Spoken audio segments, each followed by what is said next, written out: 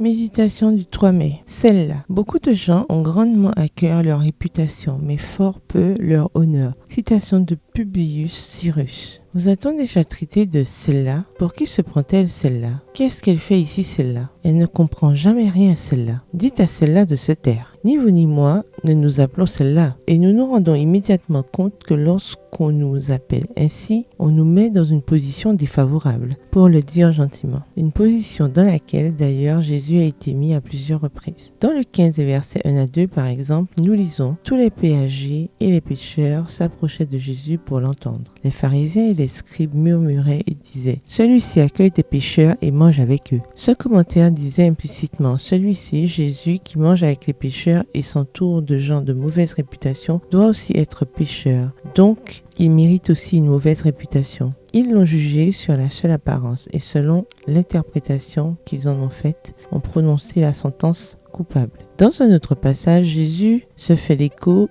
de cette façon dont les légalistes se référaient à lui. Le Fils de l'homme est venu, il mange, il boit, et vous dites « Voilà un glouton et un ivrogne, un ami des collecteurs d'impôts et des pécheurs. » Luc 4, verset 34 dans la version Tob. Il leur disait en gros « Je suis pour vous un personnage peu recommandable parce que vous ne comprenez pas pourquoi j'aime le pécheur et pourquoi j'entretiens avec lui de telles relations. » Pour Jésus, sa réputation ne comptait pas tant que d'apporter de l'espoir au pécheur, de le chercher où qu'il soit. Et pour vous, votre réputation est-elle si importante pour vous que plutôt que de vous préoccuper du bien d'un être humain qui souffre, vous choisissez de paraître irréprochable pour être sûr de ne pas être montré du doigt? Pour ne jamais être appelé celle-là, rejetteriez-vous un pécheur qui a besoin de vous? Ou êtes-vous une femme de conscience, travaillant de l'intérieur, travaillant votre caractère pour qu'il s'enracine dans l'évangile, pour que même l'épreuve de recevoir une mauvaise réputation imméritée ne l'étouffe pas? Le disciple n'est pas plus que le maître. Luc 6, verset 40.